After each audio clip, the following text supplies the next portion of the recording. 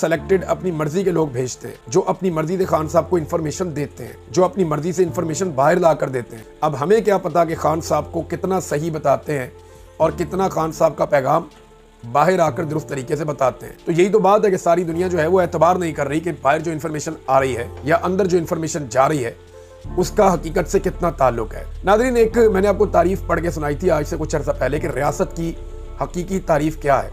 یہ میں نے آپ کو فروری کے آغاز میں یہ تاریخ پڑھ کے سنائی تھی، اور اس لیے آپ کو میں نے فروری میں پڑھ کے سنائی تھی کہ پاکستان میں یہ تاثر دیا جاتا ہے کہ آرمی چیف اور ملٹری اسٹیبلشمنٹ جو ہے یہ ریاست ہے۔ کبھی یہ کہا جاتا ہے فوج ریاست ہے، کبھی یہ کہا جاتا ہے جس کے ہاتھ میں ڈنڈا ہے پولیس ہے یہ ریاست ہے۔ نہیں، یہ ریاست نہیں ہے، یہ ریاست کے اوزار ہیں۔ یعنی ریاست کے جو پلرز ہیں ان کے آگے مختلف ادارے کام کرتے ہیں، ان میں سے ایک ادارہ ہے فوج، ایک ادارہ ہے پولیس، ایک ریونیو ڈپارٹمنٹ ہے، اسی طرح الگ الگ سارے ادارے ہیں۔ تعلیم کا ادارہ بھی ہے، صحت کا ادارہ بھی ہے، اور بے شمار ادارے ہیں پاکستان میں، ہر ملک میں ہوتے ہیں۔ لیکن ہمارے یہاں پہ اس کانسیپٹ کو جو ہے وہ غلط طریقے سے لیا گیا اور دعویٰ کیا گیا جیسے کہ فوج کوئی ریاست ہے۔ نہیں، عمر ایوب صاحب جو اپوزیشن لیڈر ہیں انہوں نے آج وہی بات دوبارہ دہرائی ہے۔ انہوں نے کہا کہ ہمیں کہتے ہیں کہ ریاست کے خلاف نعرے لگا دیے، ہوش کے ناخن لیں، پہلے آرٹیکل 7 پڑھ لیں۔ ریاست ہے کیا بھلا؟ ریاست آپ کی قومی اسمبلی، سینٹ، وفاقی حکومت، صوبائی حکومتیں، صوبائی اسمبلیاں اور ٹیکس نافذ کرنے والے ادارے ریاست ہیں۔ باقی جو پولیس ہے، فوج ہے، رینجرز ہے، انٹیلیجنس ادارے ہیں، یہ سارے اوزار ہیں، ان کو آپ ریاست نہیں کہہ سکتے۔ تو یہ کانسیپٹ پاکستان کو اپنا ٹھیک کرنا پڑے گا، جبھی آپ ریاست کی صحیح ڈیفینیشن تک پہنچیں گے۔ ناظرین، ایک اور پرابلم جو ہو رہا ہے کہ جن لوگوں کو ملٹری تحویل میں لیا گیا تھا وہ خاصے تکلیف میں ہے اس وقت۔ یعنی جو لوگ فوجی عدالتوں میں سزا بھگت کے آئے ہیں ان میں سے جن لوگوں نے معافی مانگ لی یا جن لوگوں نے رحم کی اپیل کر دی وہ تو چھوٹ گئے۔ جنہوں نے رحم کی اپیل نہیں کی ہے اب انہیں نشان عبرت بنایا جا رہا ہے کہ تم معافی کیوں نہیں مانگتے بھائی؟ اس ریاست کا مسئلہ کیا ہے کہ ریاست کے اندر جو ادارے کام کر رہے ہیں یا جو ملٹری اسٹیبلشمنٹ ہے اس کا سب سے بڑا مسئلہ یہ ہے کہ تم ہمارے سامنے جھک جاؤ، تم ہمارے سامنے جھک جاؤ، ہمارے سامنے سجدہ ریز ہو جاؤ۔ اگر سجدہ کرو گے تو تمہارے لیے آسانیاں ہیں، اگر تم ہمارے سامنے سجدہ ریز نہیں ہو جاؤ گے، ہمارے سامنے نہیں جھکو گے تو ہم تمہاری زندگی کو مشکل کرتے چلے جائیں گے۔ بڑا امتحان ہے۔ حسان نیازی صاحب نے دوبارہ بتایا، میں نے آپ کو ابوذر سلمان نیازی صاحب نے جو بتایا وہ آپ تک پہنچایا تھا۔ اب خدیجہ صدیقی صاحبہ بتاتی ہیں کہ حسان نیازی اور باقی ملٹری قیدیوں کے ساتھ غیر انسانی سلوک جاری ہے۔ جیل پر کس کا قبضہ ہے؟ حسان کے بقول رات کو 4-5 گھنٹے بالکل بھی بجلی نہیں ہوتی، پنکھا برائے نام چلتا ہے، سیل تندور کی طرح آگ بگولا ہو جاتا ہے، زمین پر بھی سویا نہیں جاتا۔ جو سہولیات باقی ساری جیل کو میسر ہیں کوٹ لکھپت جیل میں، وہ ملٹری قیدی ان سے محروم ہیں۔ اور کیوں محروم ہیں؟ بہرحال یہ وجہ تو یہی ہے کہ جنہوں نے نہیں معافی مانگی ان کے ساتھ اتنا برا سلوک کیا جائے کہ بالآخر تنگ آ کر وہ معافی مانگ لے۔ ویسے حد ہے اکڑ کی، ضد کی اور انا کی۔ یہ ضد اور انا جو ہے یہ اللہ رب العزت کو پسند نہیں ہے۔ رب جس دن ان کی انا توڑے گا، جس دن ان کے غرور کو خاک میں ملائے گا، انہیں پتہ چل جائے گا۔ اور دیکھیں امیج پورے کے پورے ادارے کا برباد ہو جاتا ہے۔ فیصلہ چند لوگ اسٹیبلشمنٹ کے کرتے ہیں اور پورے ادارے کا امیج خراب کر دیتے ہیں، اور حالانکہ لوگ اس ادارے کو اون کرتے ہیں، لوگ اس ادارے سے پیار کرتے ہیں، لیکن چند لوگوں نے کہاں پہنچا دیا معاملہ، کہاں سے کہاں تک پہنچا دیا۔ 3 سال کے اندر کایا ہی پلٹ گئی ہے۔ ناظرین، جیک برگمن نے جو دوبارہ ٹویٹ کی ہے اس سے حکومت کو کافی تشویش ہے، حکومت پریشان ہے، کیونکہ حکومت کو ایسا لگتا تھا کہ انہوں نے کافی رام کر کے بھیجا ہے۔ امریکن سینیٹر جو آئے تھے ان کو کافی رام کر کے بھیجا ہے۔ آرمی چیف نے خود ان سے 3 پیس پہن کے ملاقات کی تھی اور ان کو بڑی اچھی بریفنگ دی تھی۔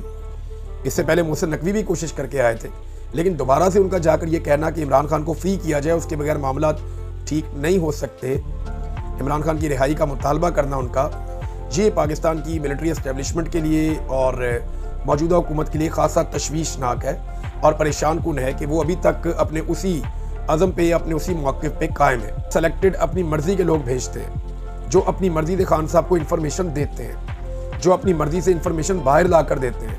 اب ہمیں کیا پتا کہ خان صاحب کو کتنا صحیح بتاتے ہیں اور کتنا خان صاحب کا پیغام باہر آ کر درست طریقے سے بتاتے ہیں۔ تو یہی تو بات ہے کہ ساری دنیا جو ہے وہ اعتبار نہیں کر رہی کہ باہر جو انفارمیشن آ رہی ہے یا اندر جو انفارمیشن جا رہی ہے اس کا حقیقت سے کتنا تعلق ہے۔ ناظرین، ایک میں نے آپ کو تعریف پڑھ کے سنائی تھی آج سے کچھ عرصہ پہلے کہ ریاست کی حقیقی تعریف کیا ہے۔ یہ میں نے آپ کو فروری کے آغاز میں یہ تاریخ پڑھ کے سنائی تھی، اور اس لیے آپ کو میں نے فروری میں پڑھ کے سنائی تھی کہ پاکستان میں یہ تاثر دیا جاتا ہے کہ آرمی چیف اور ملٹری اسٹیبلشمنٹ جو ہے یہ ریاست ہے۔ کبھی یہ کہا جاتا ہے فوج ریاست ہے، کبھی یہ کہا جاتا ہے جس کے ہاتھ میں ڈنڈا ہے پولیس ہے یہ ریاست ہے. نہیں، یہ ریاست نہیں ہے، یہ ریاست کے اوزار ہیں. یعنی ریاست کے جو پلرز ہیں ان کے آگے مختلف ادارے کام کرتے ہیں. ان میں سے ایک ادارہ ہے فوج، ایک ادارہ ہے پولیس، ایک ریونیو ڈپارٹمنٹ ہے. اسی طرح الگ الگ سارے ادارے ہیں. تعلیم کا ادارہ بھی ہے، صحت کا ادارہ بھی ہے، اور بے شمار ادارے ہیں پاکستان میں، ہر ملک میں ہوتے ہیں. لیکن ہمارے یہاں پہ اس کانسیپٹ کو جو ہے وہ غلط طریقے سے لیا گیا اور دعویٰ کیا گیا جیسے کہ فوج کوئی ریاست ہے. نہیں. عمر ایوب صاحب جو اپوزیشن لیڈر ہیں انہوں نے آج وہی بات دوبارہ دہرائی ہے. انہوں نے کہا کہ ہمیں کہتے ہیں کہ ریاست کے خلاف نعرے لگا دیے، ہوش کے ناخن لیں، پہلے آرٹیکل 7 پڑھ دیں. ریاست ہے کیا بھلا؟ ریاست آپ کی قومی اسمبلی، سینٹ، وفاقی حکومت، صوبائی حکومتیں، صوبائی اسمبلیاں اور ٹیکس نافذ کرنے والے ادارے ریاست ہیں. باقی جو پولیس ہے، فوج ہے، رینجرز ہے، انٹیلیجنس ادارے ہیں، یہ سارے اوزار ہیں. ان کو آپ ریاست نہیں کہہ سکتے. تو یہ کانسیپٹ پاکستان کو اپنا ٹھیک کرنا پڑے گا، جبھی آپ ریاست کی صحیح ڈیفینیشن تک پہنچیں گے. ناظرین، ایک اور پرابلم جو ہو رہا ہے کہ جن لوگوں کو ملٹری تحویل میں لیا گیا تھا وہ خاصے تکلیف میں ہے اس وقت. یعنی جو لوگ فوجی عدالتوں میں سزا بھگت کے آئے ہیں ان میں سے جن لوگوں نے معافی مانگ لی یا جن لوگوں نے رحم کی اپیل کر دی وہ تو چھوٹ گئے. جنہوں نے رحم کی اپیل نہیں کی ہے اب انہیں نشان عبرت بنایا جا رہا ہے کہ تم معافی کیوں نہیں مانگتے بھائی. اس ریاست کا مسئلہ کیا ہے کہ ریاست کے اندر جو ادارے کام کر رہے ہیں یا جو ملٹری اسٹیبلشمنٹ ہے اس کا سب سے بڑا مسئلہ یہ ہے کہ تم ہمارے سامنے جھک جاؤ، تم ہمارے سامنے جھک جاؤ، ہمارے سامنے سجدہ ریز ہو جاؤ. اگر سجدہ کرو گے تو تمہارے لیے آسانیاں ہیں. اگر تم ہمارے سامنے سجدہ ریز نہیں ہو جاؤ گے، ہمارے سامنے نہیں جھکو گے تو ہم تمہاری زندگی کو مشکل کرتے چلے جائیں گے. بڑا امتحان ہے. حسان نیازی صاحب نے دوبارہ بتایا، میں نے آپ کو ابوذر سلمان نیازی صاحب نے جو بتایا وہ آپ تک پہنچایا تھا. اب خدیجہ صدیقی صاحبہ بتاتی ہیں کہ حسان نیازی اور باقی ملٹری قیدیوں کے ساتھ غیر انسانی سلوک جاری ہے. جیل پر کس کا قبضہ ہے؟ حسان کے بقول رات کو 4-5 گھنٹے بالکل بھی بجلی نہیں ہوتی، پنکھا برائے نام چلتا ہے، سیل تندور کی طرح آگ بگولا ہو جاتا ہے، زمین پر بھی سویا نہیں جاتا. جو سہولیات باقی ساری جیل کو میسر ہیں کوٹ لکھپت جیل میں، وہ ملٹری قیدی ان سے محروم ہیں. اور کیوں محروم ہیں؟ بہرحال یہ وجہ تو یہی ہے کہ جنہوں نے نہیں معافی مانگی ان کے ساتھ اتنا برا سلوک کیا جائے کہ بالآخر تنگ آ کر وہ معافی مانگ لیں. ویسے حد ہے اکڑ کی، ضد کی اور انا کی. یہ ضد اور انا جو ہے یہ اللہ رب العزت کو پسند نہیں ہے. رب جس دن ان کی انا توڑے گا، جس دن ان کے غرور کو خاک میں ملائے گا، انہیں پتہ چل جائے گا. اور دیکھیں امیج پورے کے پورے ادارے کا برباد ہو جاتا ہے. فیصلہ چند لوگ اسٹیبلشمنٹ کے کرتے ہیں اور پورے ادارے کا امیج خراب کر دیتے ہیں. اور حالانکہ لوگ اس ادارے کو اون کرتے ہیں، لوگ اس ادارے سے پیار کرتے ہیں، لیکن چند لوگوں نے کہاں پہنچا دیا معاملہ، کہاں سے کہاں تک پہنچا دیا. 3 سال کے اندر کایا ہی پلٹ گئی ہے. ناظرین، جیک برگمن نے جو دوبارہ ٹویٹ کی ہے اس سے حکومت کو کافی تشویش ہے. حکومت پریشان ہے کیونکہ حکومت کو ایسا لگتا تھا کہ انہوں نے کافی رام کر کے بھیجا ہے. امریکن سینیٹر جو آئے تھے ان کو کافی رام کر کے بھیجا ہے. آرمی چیف نے خود ان سے 3 پیس پہن کے ملاقات کی تھی اور ان کو بڑی اچھی بریفنگ دی تھی.